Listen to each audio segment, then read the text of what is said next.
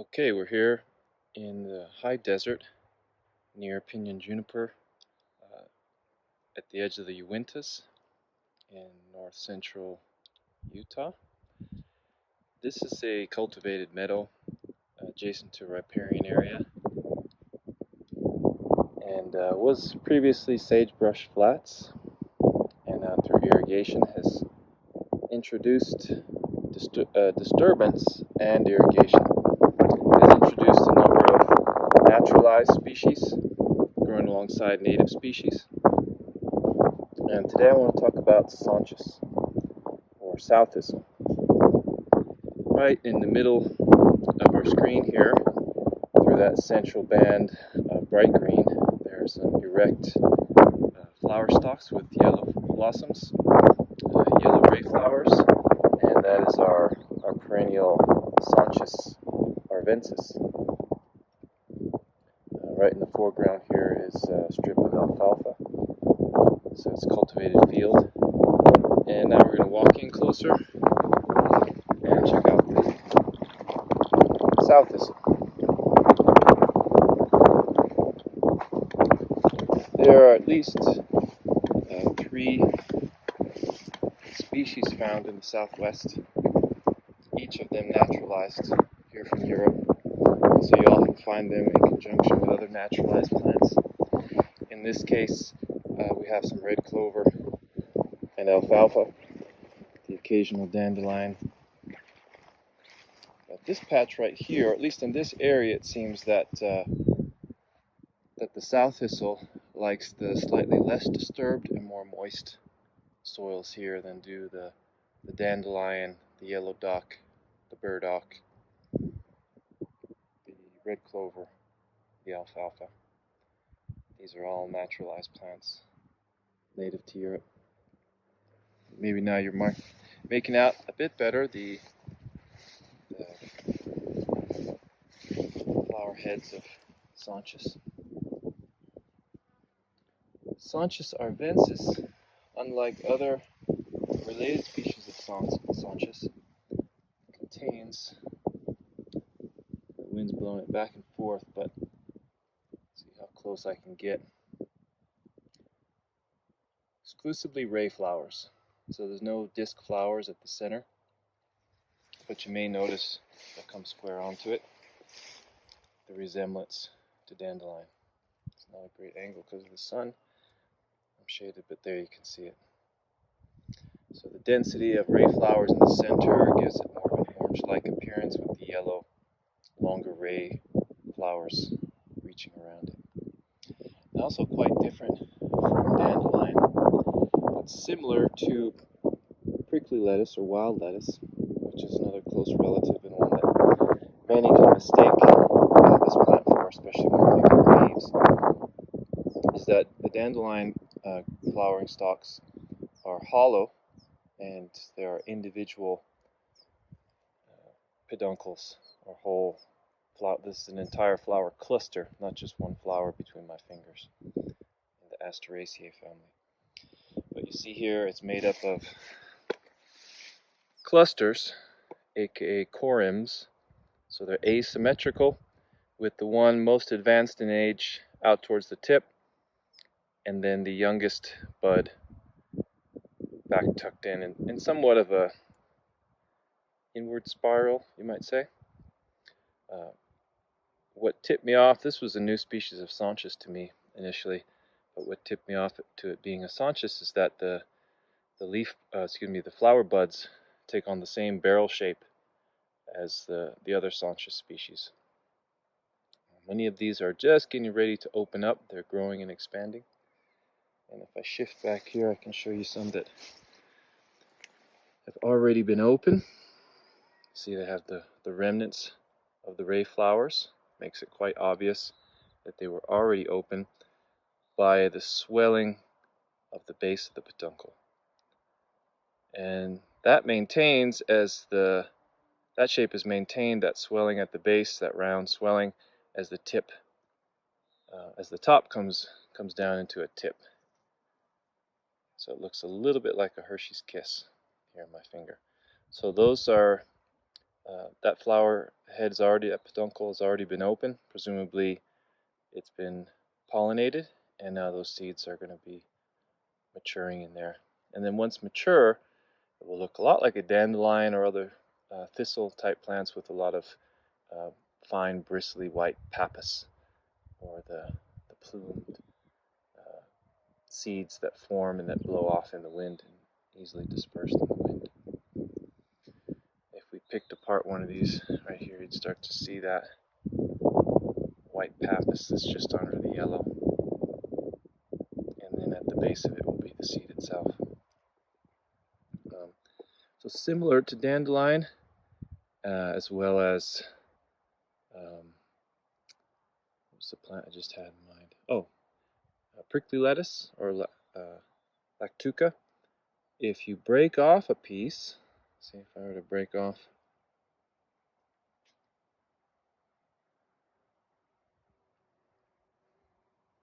See that milky white sap forms immediately. It's a bitter sap. So these are all closely related plants and do have some overlapping uses. But before I get into that, let's drop down to the leaves. So these leaves on the stalk are clasping. This is a small one in front of us, but you might be able to see that. Here are some larger leaves down here in the shade. Notice their shape. They're deeply lobed. They're pinnate. They're relatively smooth, but they have quite sharply toothed margins, spiny margins, not unlike prickly lettuce. However, the midrib, which is milky white, is smooth and free of spines, just as the back raised midrib is. Whereas lactuca species, or prickly lettuce or wild lettuce, would have spines all along the midrib.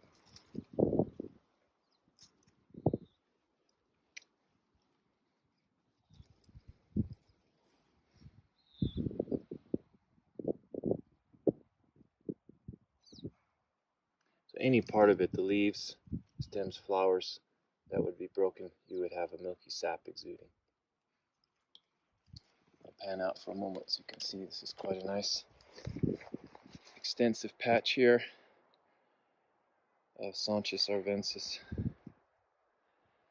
The height of these is about 2 to 3 feet tall. And as you pick the blossoms, they will continue to grow more if you would have them in your garden or nearby to your home. And one of the culinary uses, in my experience, is to pick these flower buds, these unopened flower buds. You could gather, I'm sure, probably a pint of them right here, and then pickle those. So those make a nice sort of tapas addition to, say, a cured meat and cucumber and sweet pepper platter. Nice little tart and slightly bitter flavor addition. You can also lightly steam them and melt butter over them, and they taste just like artichoke hearts, because they actually are quite similar botanically to artichoke and other true thistles.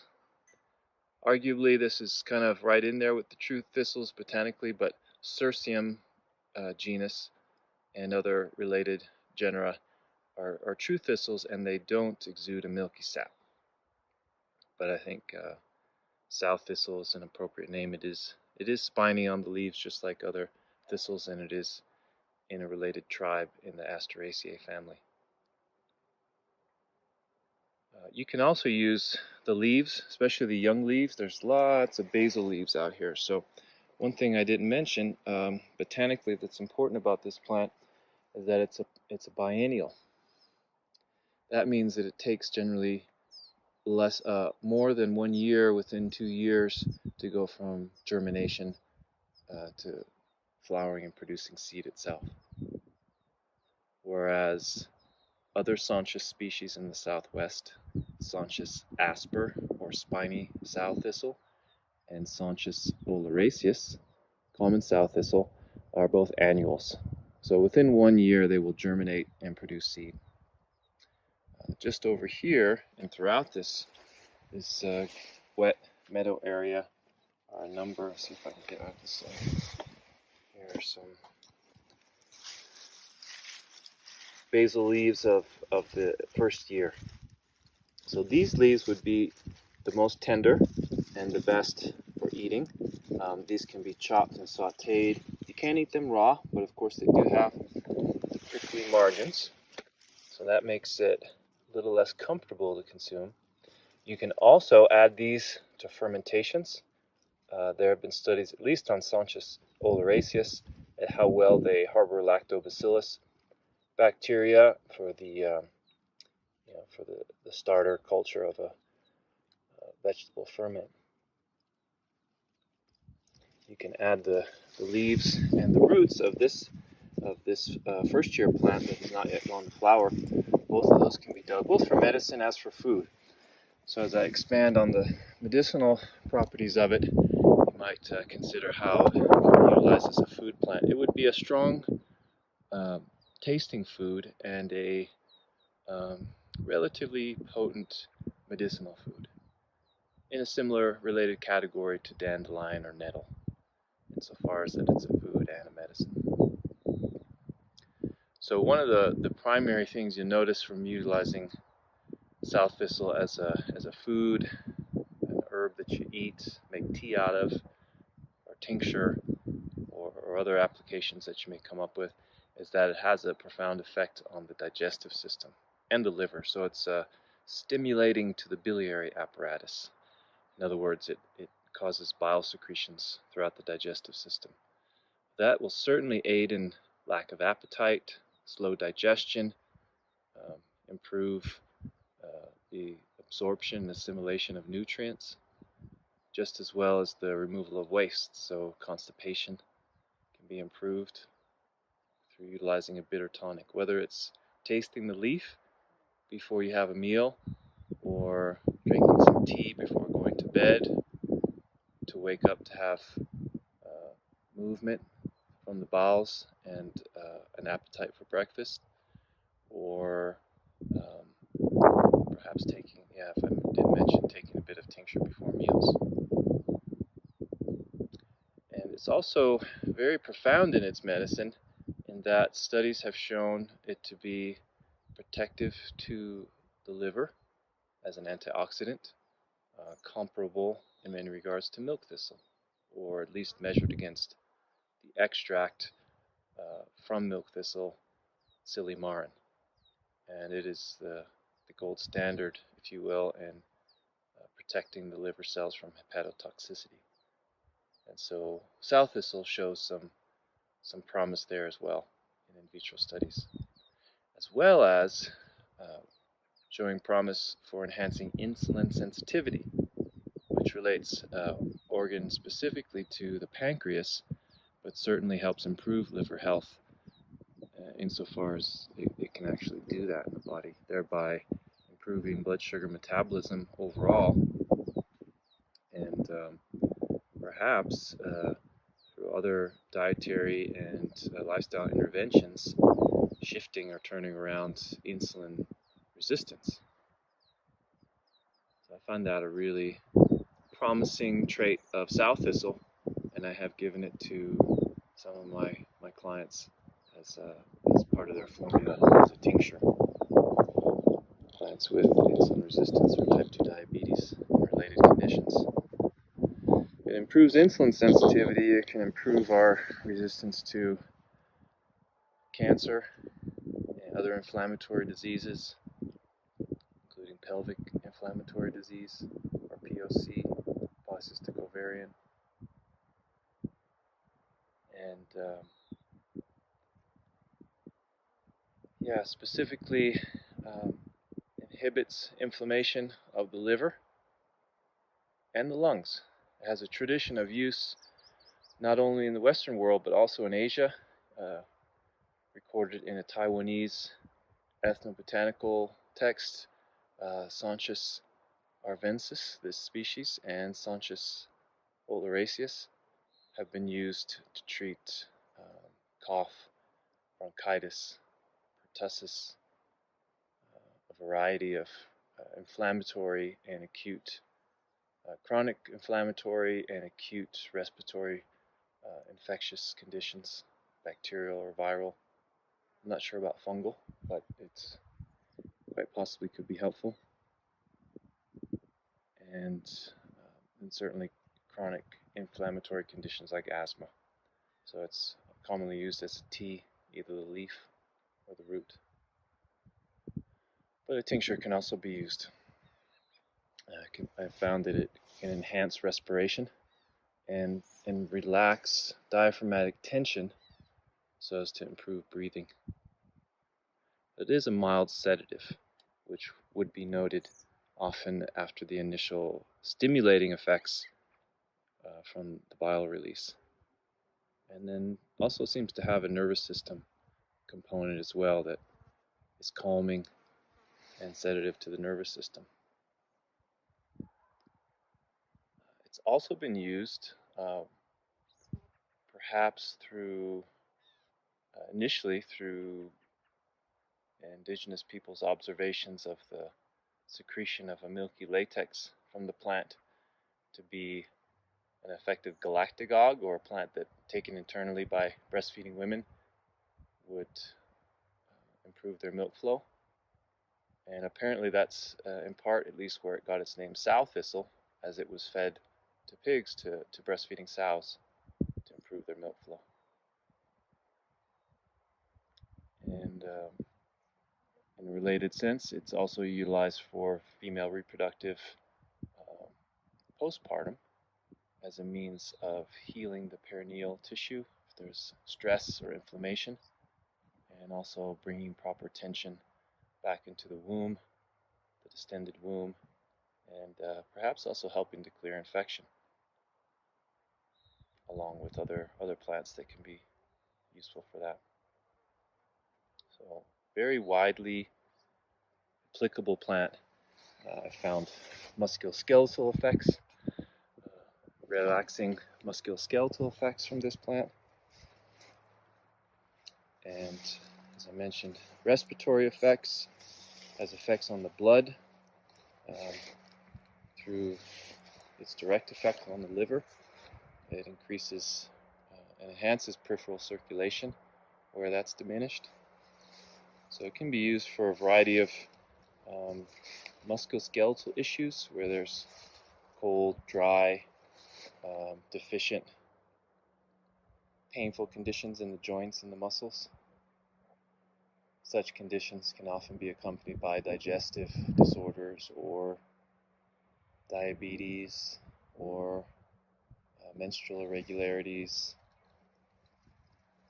So there's a bit of a pattern to its usage, as well as a variety of organ systems and tissues that it can be applied to. So it's midday, pretty much. So the brightness here kind of bleeds out a lot of the detail, but you can perhaps pick up some of the fine tooth perimeter of the leaf. An experienced eye could easily mistake this for lactuca at quick glance. Even the young flower and stalk that's right in front of me, that's compact and thin and short and young, without close examination, it's easy to peg it for a lactuca really quickly. So the lobes of the leaves, you may notice, are pointing. The lobes are inserted back to the mid vein, and then here you have it pointing backwards. Sometimes this is more oblong in the tip, this leaf, but then many of them look like an arrowhead when the lobed tip is, when the lobes are closer to the tip. This one's asymmetrical. They're not always that asymmetrical. And I also have noticed there's a pattern to the veination and texture, tactile texture of the leaf that resembles to some extent hepatic tissue, as I've seen it in animals. Perhaps an indication of its affinity for the liver. Here's some of the pappus I'm referring to, the white pappus. So those seeds are ready to spread. There you can see the brown seeds at the tip of the pappus, kind of like a shuttlecock for badminton. And then the wind catches them and off they go, readily dispersed. So at this point in time, one could gather the basal leaves from the first year plant and the roots from the first year plant for food or medicine, tea or tincture, ferment, stew, stir fry, what have you, or dry it for later use, or infuse it in vinegar to be used in cooking or as medicine. Many different applications from there, or ways to prepare it from there, or tincturing the entire flowering stalk along with the leaves and the roots. In fact, many of these, distinct from the annual where you have one stalk or multiple stalks coming back to one root crown, these could be, many of these flowering stalks here in view could be interconnected, attached to interconnected rhizomes. That's a unique characteristic of this species, arvensis.